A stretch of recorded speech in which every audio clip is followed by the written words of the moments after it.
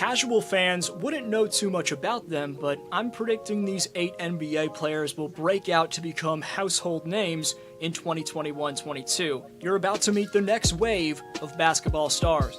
Before continuing, over 3/4 of the people who watch this channel are not subscribed, so if you fall into that percentage, help the channel get to 50K by subscribing.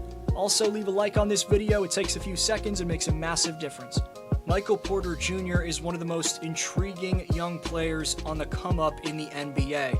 Not too long ago, he was the #1 ranked player after his senior year of high school. Now, Michael's counted on as the Denver Nuggets' 3rd scoring option. MPJ's a damn solid scorer already. He shot an excellent 46.8% on spot-up three-pointers. He's also a fundamentally sound pull-up jump shooter. He increased his points per game by 10 in his sophomore season, and given the Nuggets won't have Jamal Murray for the entire year, Porter Jr. will have a lot more opportunity in 2022. Look for him to average around 23 to 25 points per game in his 4th season. It's starting to look like a steal that the Nuggets got this man down at pick number 14 in 2018's draft. Keldon Johnson wasn't just on Team USA because his coach is Greg Popovich. I mean, it certainly helped, but it's only a matter of time before Keldon's a star in this league. In the final exhibition game against Spain, the youngin proved he deserved to make the national team. In a win, Johnson scored 15 points on 7 for 9 shooting, showing off only a bit of what he did with the San Antonio Spurs in 2021. They call him the Mustang because he's a 6'5", 225-pound athletic phenom. The powerful, pure slasher is so difficult to guard. His explosiveness, combined with the fact that he's flashed dominance with his three-point shot, forced defenders to pick their poison. It'll be Keldon's 3rd pro season next year. Look for an 18 to 20 point per game year from the guy. Johnson also doubled his rebounding stats in his sophomore campaign. Now with DeRozan moving on, the pressure's on KJ to bring his game to the next level. Having said that, the mentorship that DeMar provided to Keldon was invaluable. Johnson made the Rising Stars team, but all around, he's incredibly underrated. Hoop fans in the Big Apple are praying for their shooting guard RJ Barrett to take the all-star step. Since being the 3rd overall pick in 2019, the Torontonians' first 2 seasons have been impressive. Specifically, his sophomore season was noteworthy. RJ averaged 17.6 points per game on 44% shooting from the floor and 40% shooting from distance. Barrett became just the 8th player in NBA history to reach 2,000 points, 500 rebounds, and 300 assists before turning 21, joining 7 other legendary players. In year 2, Barrett developed in every aspect. His ability to finish through contact vamped, his one-on-one defense got a lot better. Now, RJ needs to improve his mid-range game as he only shot 36% from that area of the floor. If he does that, New York basketball has a star on their hands. Dear Nuggets coach Mike Malone, it's time to play my guy, Bol Bol. If you can't do that, I'm making a petition to get this man out of Denver. I'm mostly kidding around, but Bol should have been in the rotation for a year or 2 at this point, and Malone's never given the man a fair shot. And in my opinion, that's been a massive mistake from Denver's man in charge. The fact that he sat a 7'2" ball handler with unlimited potential at the end of the bench for the last 2 seasons is blasphemous. And I don't want to hear it's because they have Jokic or that Bol's too skinny. The Nuggets brought in JaVale McGee at the deadline instead of playing Bol, which is ridiculous in itself. But my main point is, if Bol could have found a rhythm in the rotation, backing up the Joker, his game is tough to stop. I think he would have thrived. His freakish 7'8" wingspan and solid lateral quickness makes up for his lack of strength and experience. Bol had 26 points and 9 rebounds in his summer league debut this year. To me, it's a joke that Malone has yet to give him a fair shot. If he finally does, I think Bol breaks out. You have Popeyes, Ant?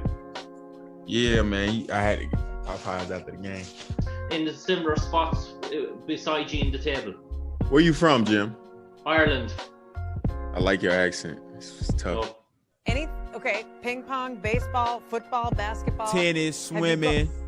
lacrosse, whatever you need me to play, I'm gonna go do it. If it's some money on the line, I'm gonna go do it. Can you golf? Whatever you need me to do. Okay. Hockey. Whatever on the ring, whatever you need me to do. Likely the most well-known player on this list, given he was the #1 pick in 2020's draft and the runner-up for Rookie of the Year, Anthony Edwards is looking to explode onto the scene in 2022. Anthony's humorous and bold personality is built for superstardom. Between the lines, he's instantly gained the reputation of a top dunker. Now all the 21-year-old Georgia product needs is to polish his skills on the perimeter. I'm predicting Ant does just that and joins D'Lo and Cat as one of the 3 elite bucket getters on the T-Wolves. The only thing stopping Minnesota from finally being good again next year is Russell getting injured and Edwards having a sophomore slump. If luck swings their way, look for the T-Wolves to hunt down a 2022 playoff spot. The Detroit Pistons' number 19 pick from last year's draft had a stellar rookie season. Saddiq Bey finished the year with 175 made three-pointers, which is a franchise record for a rookie, and the 3rd highest total by a rookie in league history. Mind you, this season was shortened by 10 games, so there's certainly an alternate universe out there where he snaps that record. Donovan Mitchell's 187 threes made ranks highest. Saddiq hit 4 or more three-pointers 21 times last year, but it wasn't just the amount of threes that Bey hit, it was how efficient he was while shooting them and the ways in which he found daylight for that shot. He shot a remarkable 40.2% on catch-and-shoot threes, and those looks accounted for 54% of his total shots last year. At 6'7" with a lightning-quick release, Bey's sophomore season should see him establish himself as one of the better up-and-coming wing players in basketball. Coming off an appearance for Japan at the Olympics, DC small forward Rui Hachimura now enters his 3rd pro season. 3-and-D talents on the perimeter are crucial to have in today's NBA. Following the point guard era, we're now in the era of the small ball 4. Giannis, KD, LeBron, Jimmy Butler, and Kawhi have paved the way for a plethora of skilled, sizable wing players to ascend from the ashes. Zion and Ingram in New Orleans, Pascal Siakam in Toronto, Julius Randle in New York are a few small ball 4s on the come-up. Then there's the last 2 players listed in this video. Rui Hachimura of the Washington Wizards has as much upside of any of those young players. I forgot to mention Evan Mobley, who's coming into the league, is one of those guys. To be fair, he's more of a 5, but to maximize Rui's potential, he's got to shoot better than 32% from three-point range, but I see him increasing his scoring to around 15 to 17 points per game, and also becoming the defender that Washington drafted him to be. The Paw Patrick Williams flashed elite defensive upside in his rookie year. Williams already has a nifty mid-range game, an effective three-point shot, and a smart ability to score off cuts. Billy Donovan had Williams run the occasional pick and roll, and he didn't totally flounder, but the skill set is there for Williams to be very impactful. It was surprising when the Bulls took him 4th overall last year, given he was ranked down as the 13th best prospect in 2020's draft, but the Bulls realized the modern NBA is starting to revolve around 6'7" to 6'9" wing players. He put up a 30-piece in Summer League, displaying that his three-point shot is way more polished than it was in his rookie year. Once the season starts, he should benefit with Lonzo Ball running the Bulls' offense. With the moves and footwork Williams is pulling off in the post, if you're looking to call someone the next Kawhi Leonard, he could be your guy. Pat clearly put in an absurd amount of off-season reps because the 19-year-old looks ready to elevate big time in year 2.